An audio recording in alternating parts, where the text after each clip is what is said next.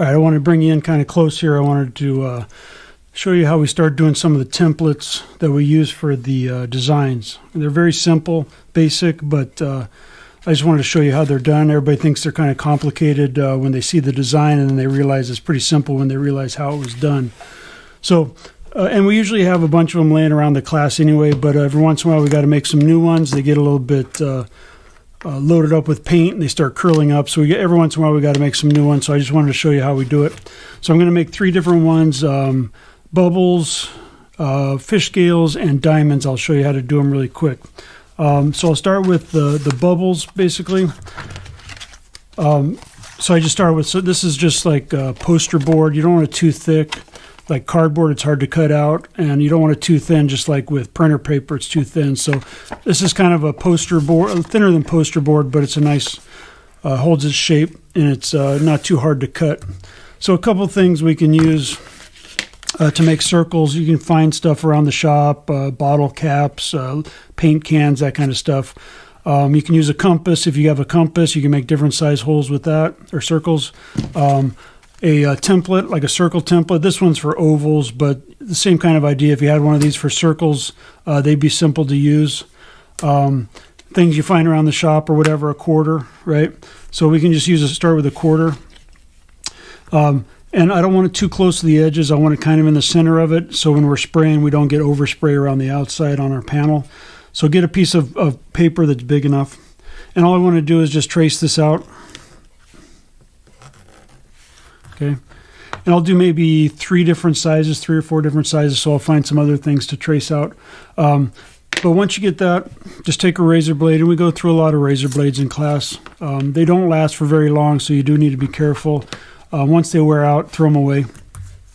But I want to cut that out as clean as possible. So what I usually do is, and I'm cutting on top of it, this is a piece of plastic, it's like a cutting board. Don't cut on stuff that's going to get damaged, because you will leave marks.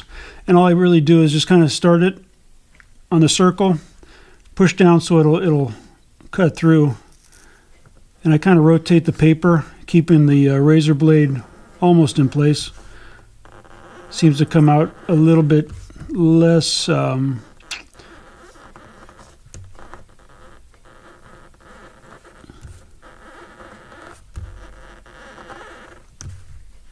so your first one might not come out perfect, but a couple practice cuts and you'll be getting it.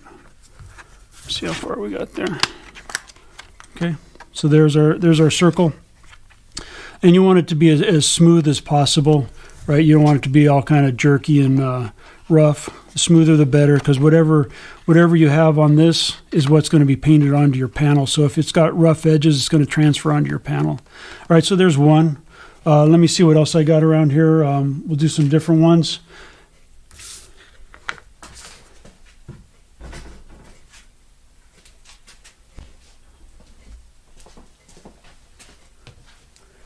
All right, so here's just a little bottle. I'll do that.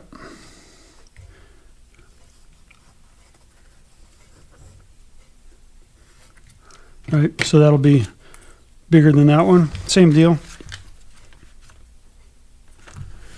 And you can make them as big or as small as you want, whatever your concept is, whatever you want your panel to look like. Just remember, you got a small area, so you want to kind of get a design that fits in there so it doesn't look out of place. You want it to be proportional.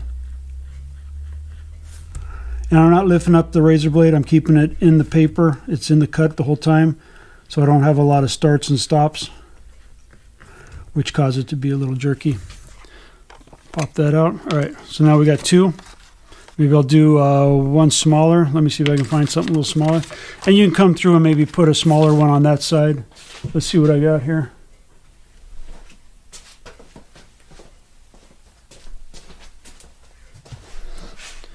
All right, and you don't want it too small where you can't cut it, right? I'm just using this as just a milling bit for cutting metal.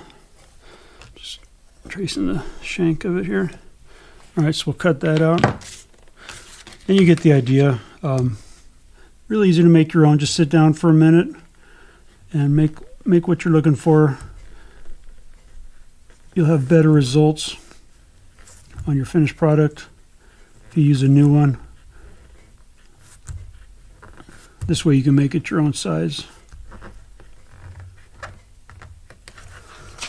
All right. So we got 3 sizes. Do I want to do one bigger one?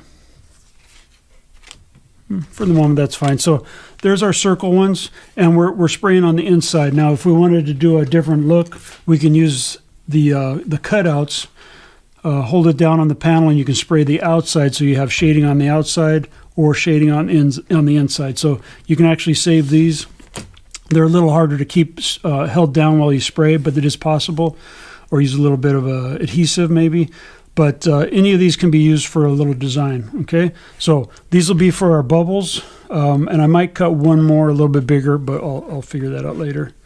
All right, so that's that one. All right, next one I want to do, let's do fish scales. All right, so I just cut a few little strips. I'm going to do one fish scale and one diamonds. All right, so I'll start with this, and what I typically will do, get yourself a ruler of some sort, and if you don't have a straight line, start with a straight line, right? So if you're not sure if that's a straight edge, use a ruler and start with a straight edge. Then we're going to take, I'm just going to use a quarter on this one, and what you're doing is you're lining up the edge of the quarter with your line, okay? And you can start it right on the edge, it's fine. And I'm tracing it. And I'm really just tracing half of the quarter, and then always keeping it up against this edge, all that line you made, and then come over here and touch it to the, or just slightly off the one you just made, right? And just keep on lining it up with this, and just keep on going. All right, that one was a little short. Line it up, line it up. And you can kind of see, let me turn it over so you can kind of see what we're doing here.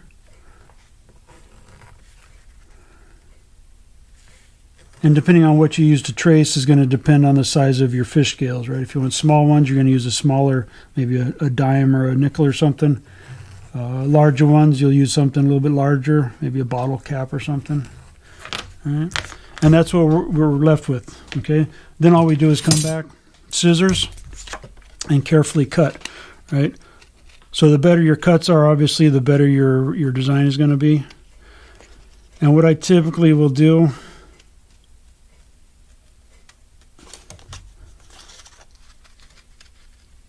is cut one direction, and I just want to cut right up to that intersection.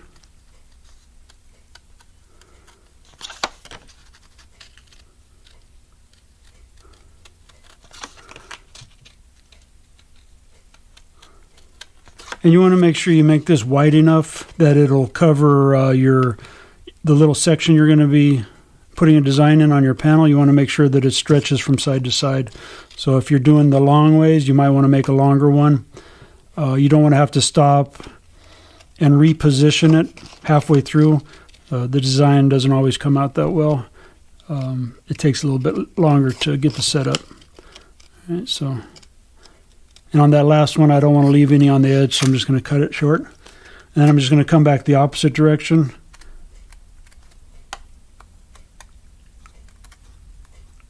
Right up into there.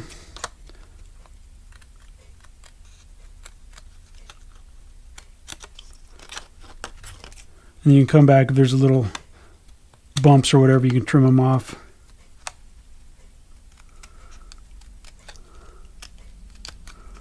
Okay, so you can see what we're doing here. Real simple.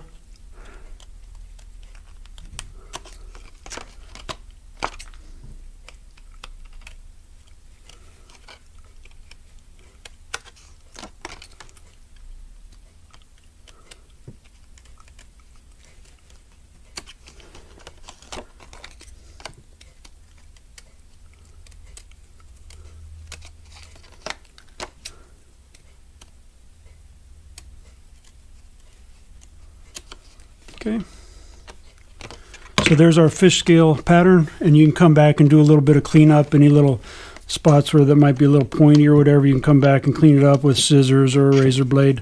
Come in here and clean up the little intersections back in here, Might want to clean that up a little bit to get the fuzz out. But this is what we're going to use for our fish scales right here. Okay. So that's our fish scale. And again, you want to make sure that it's long enough to go across your area that you're going to be painting. Okay. So there's our fish scales. So we have bubbles, we have fish scales. The last one is going to be the diamonds. Same concept as the last one we just did. I want to start with a straight edge. So again, I'm just going to make a line. That way I know where I'm starting at. And what I typically do is kind of figure out how big I want my my diamonds. So I'll usually make them about 1 inch. So what I want to do, and there's a couple different ways you can do this. What I want to do is come in, so I'm going to make them 1 inch wide at the widest part. And I want to start, this is kind of tricky, but I'm going to start at the 1/2 inch. So I'm going to mark a 1/2 inch in from the edge, and then I'm going to mark 1 inch past that. All right, so all these will be 1 inch away.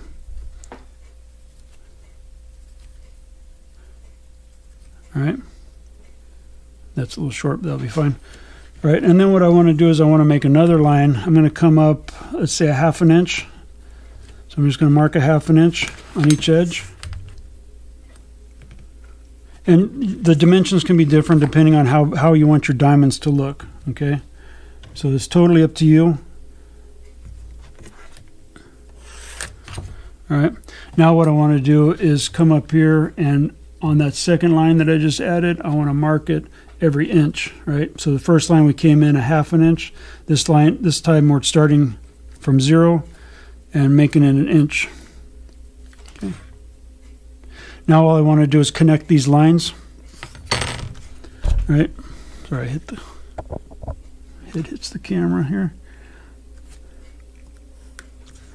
So I'm just going to come from the same direction first. Makes it a little bit quicker and easier. And you'll see.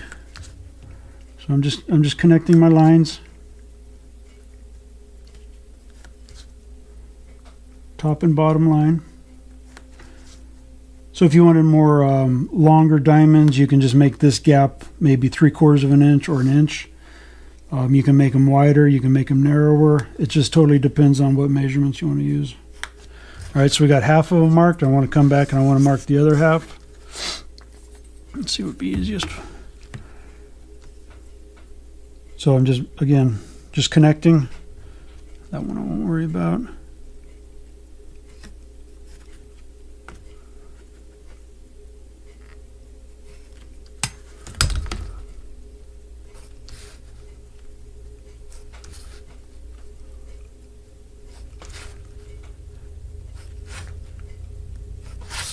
All right, so you can kind of see where we're going, and then the next thing is just to cut, right? So same deal, right? This one I'm going to cut the end off because our pattern ended right there. So this one's a little bit easier to do than the rounded fish scales, but same principle.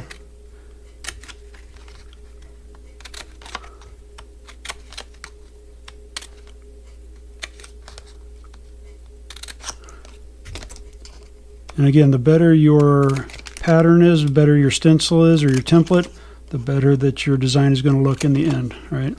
So take a little bit of time to do this. If you mess up, grab another piece of paper and do it again. There's no rush. Take your time. Okay. And there's our fish scale. Now it left with a 1/2, so I'll just do it like that. And there's our fish scale. Or our diamond. So there's our diamond pattern right there. So there are 3 main stencils that we make. All right, you can see them all.